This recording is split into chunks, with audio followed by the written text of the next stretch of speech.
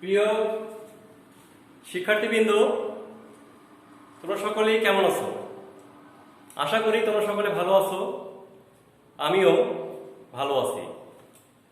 গরিবেরচর মাধ্যমিক বিদ্যালয়ের অনলাইন স্কুলের পক্ষ থেকে আমি নারায়ণ চন্দ্র রায়, ট্রেড ইনস্ট্রাক্টর, ড্রেস মেকিং, তোমাদের সকলকে স্বাগতম জানাচ্ছি। আজ আমি নবম শ্রেণীর ভোকেশনাল শাখা ড্রেস মেকিং 2 নিয়ে তোমাদের সাথে আলোচনা করব। তো আজকের আলোচ্য বিষয় অধ্যায় প্রথম, একটি ব্লাউজ তৈরির ফ্লোচার্ট। ইতিপূর্বে আমরা ব্লাউজ কিভাবে সেলাই করতে হয় সেই ধাপ সম্পর্কে জেনেছি। তো সেই ধাপগুলো কিভাবে একটি ফ্লোচার্ট আকারে লিখতে হয় আজকের ক্লাসে তোমরা তা জানতে পারবে। তো তোমরা বোর্ডের দিকে লক্ষ্য করো, আমি লিখেছি, আমি যেভাবে লিখেছি তোমরা সেভাবেই লিখবে। এটি তোমরা খাতায় তুলে রাখবে। তো ব্লাউজ তৈরি ফ্লোচার্ট লেখার সময় সবার উপরে লিখবে ব্লাউজ। এরপরে এইভাবে একটি তীর চিহ্ন দিবে বা এইভাবে একটি দাগ অঙ্কন করবে, তারপর এখানে তীর চিহ্ন দিবে, এখানে একটা, এখানে একটা, এখানে তিনটা। তো প্রথমে যে পার্ট লিখবে এটা হলো ব্যাক পার্ট, মাঝখানে যে পার্ট লিখবে এটা হলো ফ্রন্ট পার্ট, এবং তারপর লিখবে স্লিপ পার্ট। ব্যাক পার্ট হলো পিছনের অংশ, ফ্রন্ট পার্ট সামনের অংশ, এবং স্লিপ পার্ট হচ্ছে আমাদের হাতার অংশ। এই প্রধান অংশগুলো তোমাদের আগে লিখতে হবে। তো আমরা প্রথমে ব্যাক পার্ট নিয়ে লেখা শুরু করব। ব্যাক পার্টে তোমরা দেখতে পাচ্ছ এখানে লেখা আছে বাম দিকে ব্যাক ডার্ট সেলাই। আমাদের যে ব্যাক পার্টটি ছিল, এই ব্যাক পার্টে কি করতে হবে, দুটো ডার্ট সেলাই ছিল। তোমাদের মনে আছে কিনা তোমরা চিত্র দিলে লক্ষ্য করো, তাহলে বুঝতে পারবে।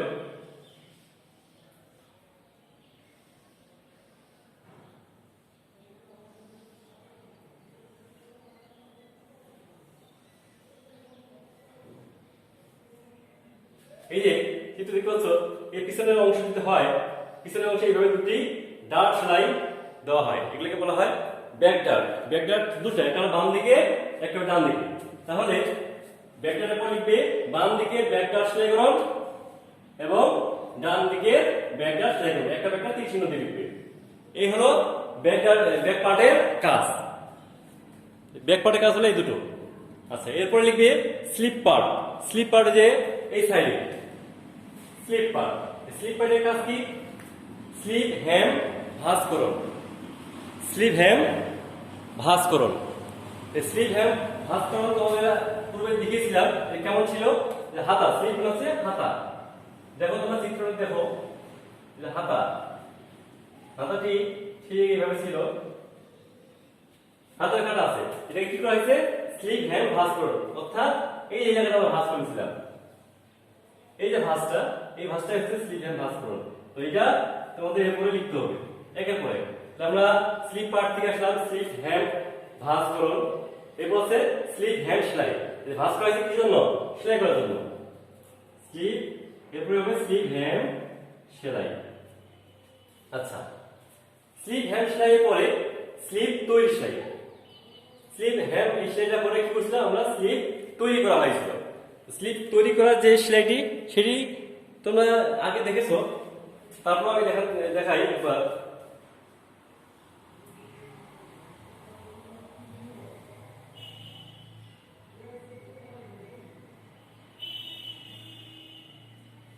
এই যে এখানে যে সেলাইটি, সেটিকে বলা হয় স্লিপ তৈরি সেলাই।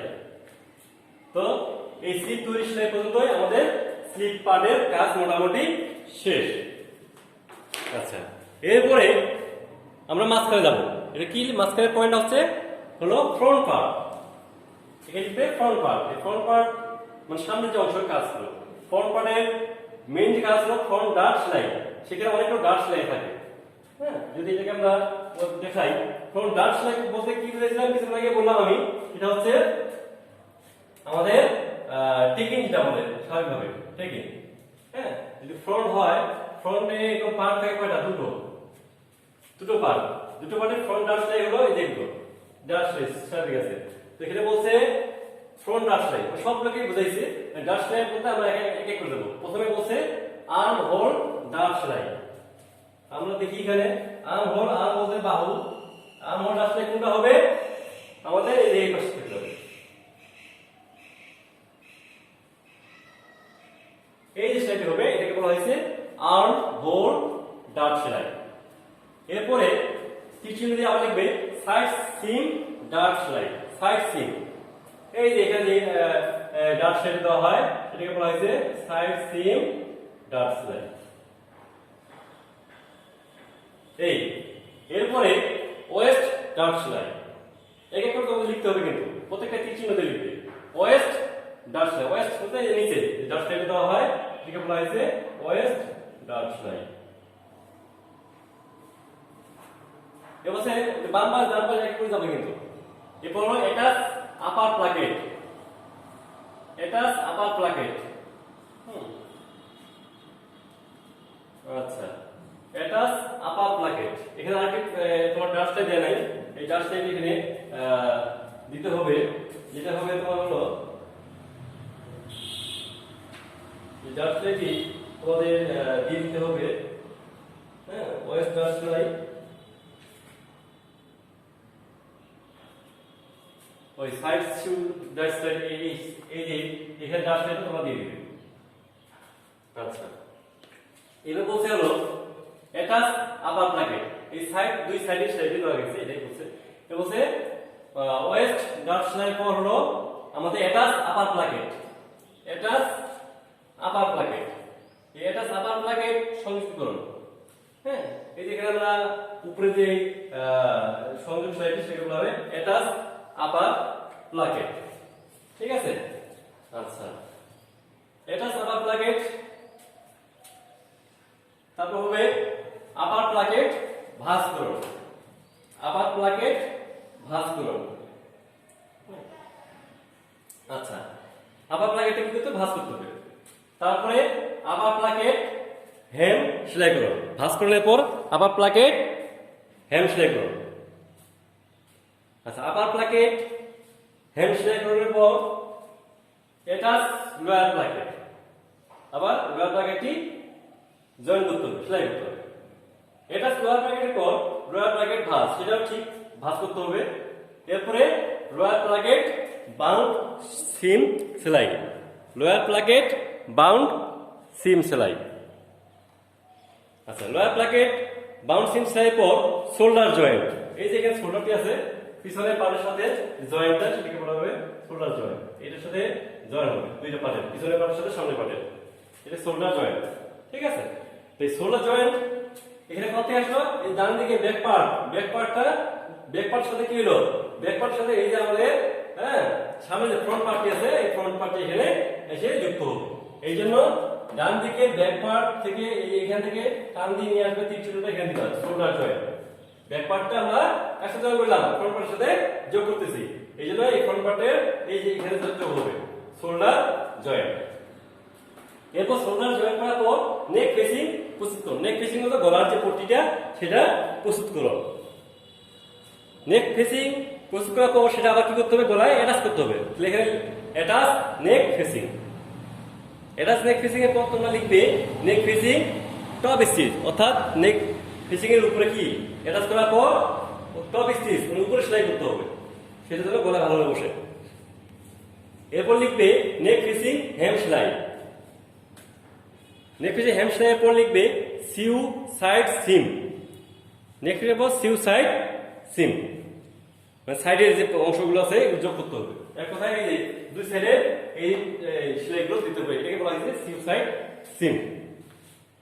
এরপর এটা স্লিপ, অর্থাৎ ওই যে আমাদের হাতাগুলো জয়েন করতে হবে, এটা স্লিপ। এগুলো আমরা পূর্বেই দেখেছি। তারপর তোমাদের এইভাবে লিখতে হবে ফ্লোচার্ট আকারে, এটা স্লিপ। এটা স্লিপের পর বটম হেম ভাঁজ করুন, অর্থাৎ ওই যে নিচের যে হেম ভাঁজ করার জন্য ভাঁজটা করা হয় সেটা হলো বটম হেম ভাঁজ করুন। এরপর বটম হেম সেলাই, সর্বশেষ বটম হেম সেলাই।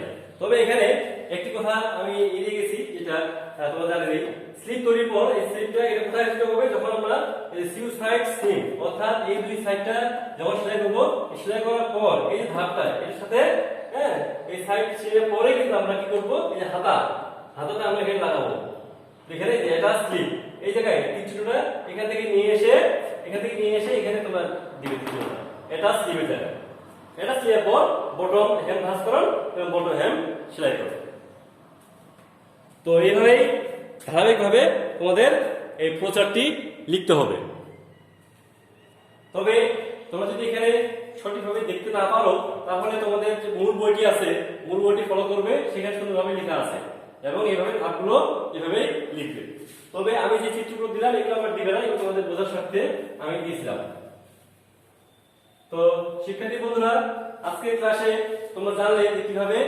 ব্লাউজ তৈরির যে প্রচারটা কিভাবে লিখতে হয় সে সম্পর্কে তো এইভাবে তোমরা বাসায় এটা আবার লিখবে এবং মুখস্থ করবে সেই পর্যন্ত তোমরা ভালো থেকো সুস্থ থেকো সকলকে ধন্যবাদ।